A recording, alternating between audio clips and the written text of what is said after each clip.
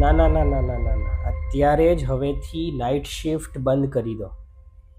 અત્યાર સુધી night shift કરી એ બરાબર છે, પણ હવે એ જ નાઇટ શિફ્ટ તમારી મેન્ટલ હેલ્થ અને ફિઝિકલ હેલ્થ બંનેને અસર કરી રહી છે.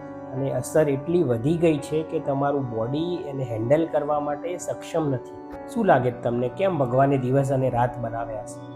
જો એકચ્યુઅલીમાં ભગવાન એવું ઈચ્છતો કે તમે દિવસ રાત કામ કરો તો આખો દિવસ રાત અજવાળું જ રાખતો ને. પણ એવું નથી. દિવસે અજવાળું હોય અને રાત્રે અંધકાર હોય. કેમ કે બોડીને ઊંઘ માટે, પ્રોપર રેસ્ટ માટે એ અંધારાની જરૂરત છે.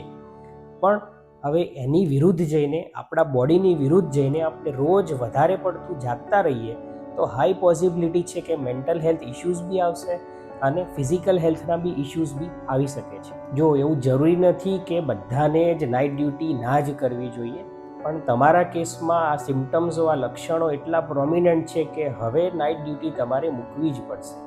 નહીં મૂકો તો પછી દવાથી પણ આ લક્ષણો સારા નહીં થાય. આ નાઇટ ડ્યુટીના ચક્કરમાં છે ને આપણા શરીર અને માઇન્ડમાં કોર્ટિસોલ એટલે કે સ્ટ્રેસ હોર્મોનનું લેવલ એટલું વધી જાય કે જેના કારણે પછી ખાલી મેન્ટલ ઇલનેસ જ નહીં પણ ફિઝિકલ ઇલનેસ પણ થતી હોય છે.